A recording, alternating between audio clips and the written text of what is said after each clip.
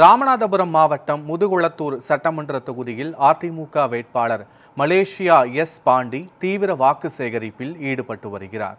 கமுதி அருகே உள்ள சேதுராஜபுரம், ஆதி பராசக்தி நகர், கல்லுப்பட்டி, நாராயணபுரம், சமங்குளம், கோட்டைமேடு உள்ளிட்ட பகுதிகளில் அதிமுக வேட்பாளர் மலேசியா எஸ் பாண்டி தீவிர பிரச்சாரத்தில் ஈடுபட்டு இரட்டை இலை சின்னத்திற்கு வாக்கு சேகரித்தார்.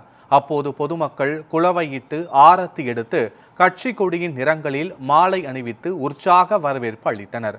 அப்போது பேசிய மலேசியா எஸ் பாண்டி, தன்னை வெற்றி பெற செய்தால் சாலை வசதி, குடிநீர் உள்ளிட்ட அடிப்படை தேவைகளை நிறைவேற்றுவதாக உறுதி அளித்தார். மேலும் பொதுமக்கள் தங்களது குறைகளை நேரடியாக தெரிவிக்கலாம் என்றும் இரட்டை இலை சின்னத்திற்கு வாக்களிக்குமாறும் கேட்டுக்கொண்டார்.